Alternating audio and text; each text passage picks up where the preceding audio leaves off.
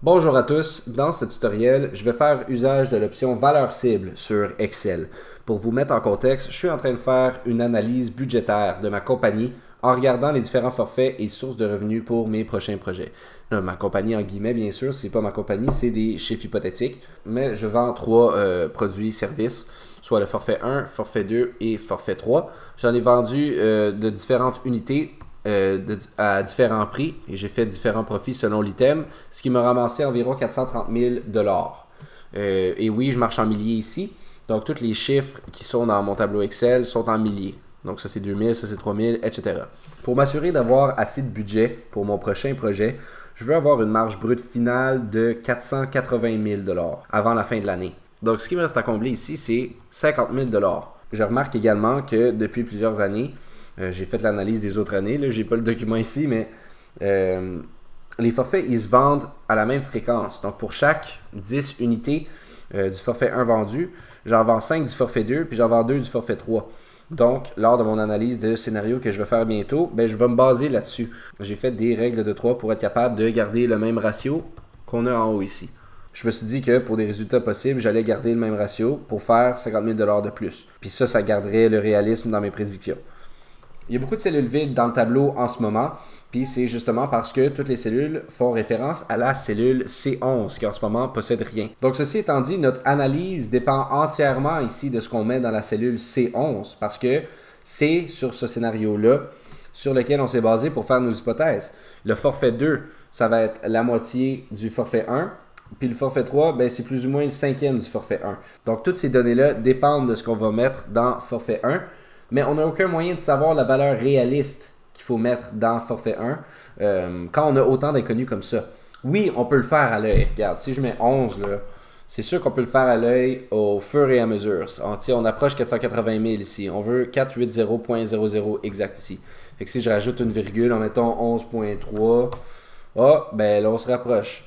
Puis là, si je mets 11.4, etc., ça peut prendre des millions d'années. On peut le faire à l'œil, mais ça pourrait être inhumainement long si tu cherches une valeur exacte à atteindre, comme dans notre cas à nous. Donc, je vais enlever ce qui est ici. Puis ici, je vais faire l'usage de la valeur cible parce que je ne peux pas déterminer à l'œil combien de forfaits je dois vendre de chaque forfait pour atteindre mon objectif. Mais je sais combien il faut que j'augmente, soit 50 000 Donc, je me dirige dans le menu Données, je suis déjà là. Je m'en vais dans le menu Prévision ici et Analyse de scénario. La deuxième option ici s'appelle valeur cible. C'est ça qu'on va utiliser pour trouver nos valeurs manquantes. Donc, quand j'ouvre le menu, vous allez voir, il y a 3 paramètres à définir. La cellule à définir, la valeur à atteindre et la cellule à modifier. La cellule à définir, c'est la cellule où est-ce qu'on sait c'est quoi la valeur que tu veux mettre dans cette cellule-là. Dans notre cas, c'est la marge brute additionnelle totale, soit F14. On sait ce qu'on veut mettre à l'intérieur de ça ici, c'est 50 000. Parce que pour notre projet final, on a besoin de 480 000 Donc, il nous manque 50 000 additionnels ici qu'il faut rajouter. La valeur à atteindre, c'est ce que tu veux mettre dans la cellule à définir. Donc, nous, ça va être 50 parce qu'on marche en milliers, 50 000. Et la cellule à modifier, c'est la cellule où Excel va déterminer la valeur inconnue qu'on cherche pour faire l'analyse. Dans ce cas-ci, c'est la case d'augmentation d'unités à vendre pour le forfait 1, soit C11. Rapidement, il faut que je mentionne que pour la fonction de la valeur cible, la cellule à définir, qui est ici F14, ça doit être une formule quelconque. Il doit y avoir une formule ou plutôt un lien avec ce que tu analyses. La cellule à modifier, elle doit être capable, à l'aide de formules sur la page, ou tout simplement directement, elle doit être capable de changer le résultat de la cellule à définir. Parce que s'il n'y a aucun lien entre les cellules, il n'y a aucun moyen de faire une analyse de quoi que ce soit. Excel ne va pas comprendre le lien entre ce que tu as fait et ta page ne changera pas. Donc, je veux montrer le lien ici rapidement. Dans la marge brute additionnelle, notre cellule à définir, c'était F14. Et oui, il y a une formule à l'intérieur. Cette formule-là fait référence aux cellules C14 à E14. Et si on fait l'analyse de ce qu'il y a à l'intérieur de C14 et E14, c'est d'autres formules. Et ici, on fait référence à la cellule C11. Donc, il y a un lien entre la cellule à définir et la cellule à modifier, faisant en sorte que quand on va faire l'analyse de scénario avec valeur cible ici, on va avoir une réponse. Donc, je vais réouvrir le menu ici et je vais taper exactement ce que j'avais tapé tantôt. La cellule à définir, c'est la marge brute additionnelle. La valeur à atteindre, c'est 50 000. On met 50 ici. Et la cellule à modifier, c'est C11, l'augmentation des unités à vendre du forfait 1. J'appuie sur OK et on reçoit un résultat instantané.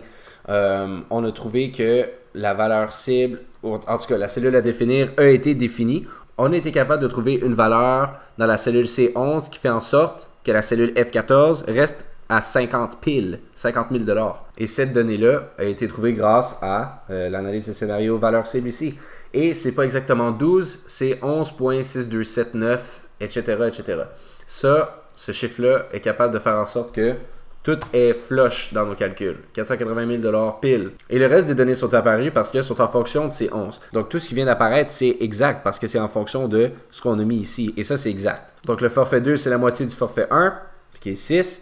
Et le forfait 3, c'est le cinquième environ de ce qu'on a mis dans le forfait 1. Donc vous voyez que ça peut être utile dans certains cas comme ça où on sait où on veut finir avec notre analyse, mais on ne sait pas par où commencer. Donc c'est tout pour aujourd'hui. Pour plus d'informations, dirigez-vous sur notre site internet. Le lien est dans la description. Merci et à la prochaine.